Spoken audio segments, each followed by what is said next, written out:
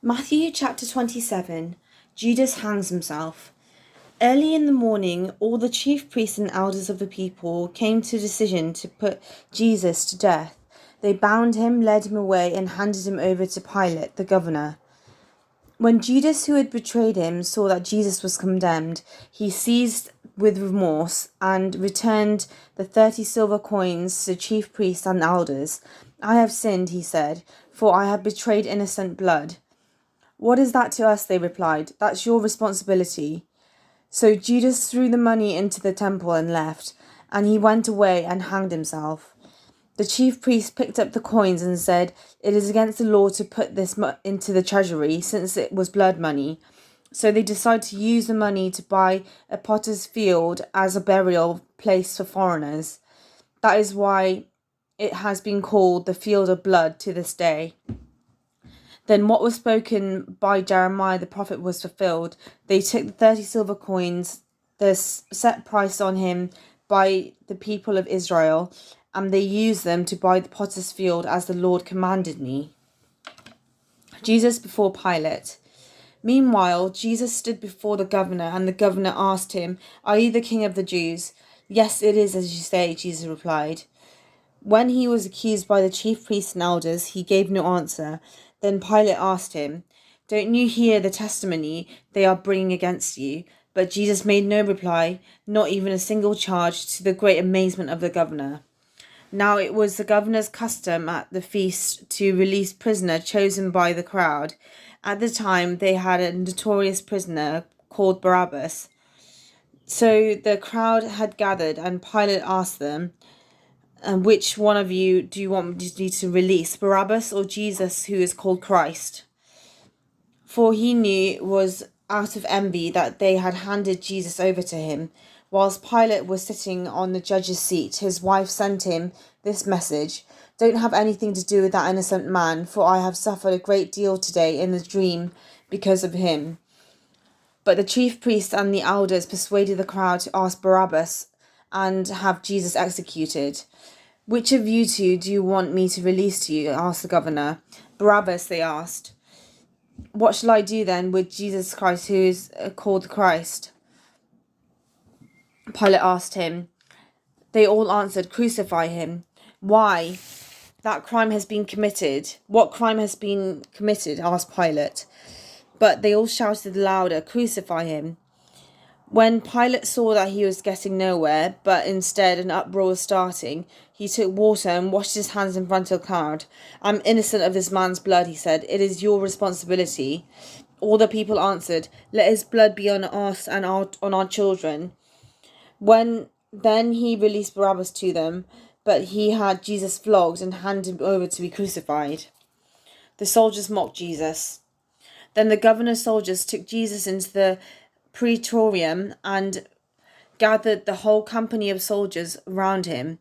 They stripped him and put a scarlet robe on him, and then twisted together a crown of thorns and set it in his head. They put a staff in his right hand and knelt in front of him and mocked him. "Hail, King of the Jews," they said. They spat on him and took the staff and struck him on the head again and again. After they had mocked him, they took off the robe and put his own clothes on him, and then they led him away to crucify him. The crucifixion. As they were going out, they met a man from Cyrene named Simon, and they forced him to carry the cross. They came to a place called Golgotha, which means a place of the skull. There they offered Jesus wine to drink mixed with gall, but after tasting it, he refused to drink it. When they had crucified him, they divided up his clothes and cast lots, that the word spoken by the prophet might be fulfilled. They divided garments among themselves and cast lots for my clothing. And sitting down, they kept watch over him there. Above the head, they placed a written charge against him: "This is Jesus, the King of the Jews." Two robbers and one on his left. Those who passed by hurled insults at him, shaking their heads and saying, "You are going to destroy the temple and rebuild it in 3 days. Save yourself. Come down from the cross. You are the Son of God."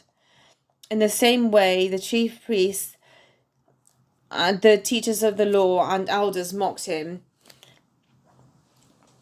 He saved others, they said, but he cannot save himself. He is the King of Israel. Let him come down from the cross and we will believe him. He trusts in God. Let God rescue him now if he wants for him. For he said, I am the Son of God. In the same way, the robbers who were crucified with him also heaped insults on him. The death of Jesus. From the 6th hour until the 9th hour, darkness came all over the land. About the 9th hour, Jesus cried out in a loud voice, Eloi, Eloi, lama sabachthani, which means, my God, why have you forsaken me? When some of those standing there heard this, they said, he is calling Elijah. Immediately, one of them ran out and got a sponge. He filled it with wine vinegar and put it on a stick and offered it to Jesus to drink. The rest said, now leave him alone. Let's see if Elijah comes down to save him. And when Jesus cried out loud again in a loud voice, he gave up his spirit. At that moment, the curtain of the temple was torn in two from top to bottom. The earth shook and rocks split. The tombs broke open and the bodies of many holy people who had died were raised to life. They came out of the tombs, and after Jesus' resurrection, they held on to the holy city and appeared to many people.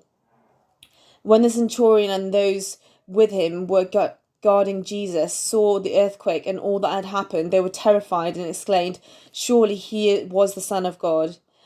Many women who were there, watching from a distance, they had followed Jesus from Galilee to care for his needs. Amongst them were Mary Magdalene, Mary mother of James and Joseph, and the mother of Zebedee's sons. The burial of Jesus. As evening approached, there was a rich man from Arimathea named Joseph, who had himself become a disciple of Jesus. Going to Pilate, he asked for Jesus' body, and Pilate ordered that it be given to him. Joseph took the body, wrapped it in clean linen cloth, and placed it in an own new tomb that he had cut out of a rock. He rolled a big stone in front of the entrance of the tomb and went away. Mary Magdalene and the other Mary were sitting there opposite the tomb. The guard at the tomb. The next day, the one after Preparation Day, the chief priests and the Pharisees went to Pilate. Sir, they said, we remember that whilst he was still alive, that deceiver said, after 3 days I will rise again. So give the order for the tomb to be made secure until the 3rd day. Otherwise his disciples may come and steal the body and tell the people that he has been raised from the dead. This last deception will be worse than the first. Take guard, Pilate answered. Go, make the tomb as secure as you know how. So they went and made the tomb secure by putting a seal on the stone and posting the guard.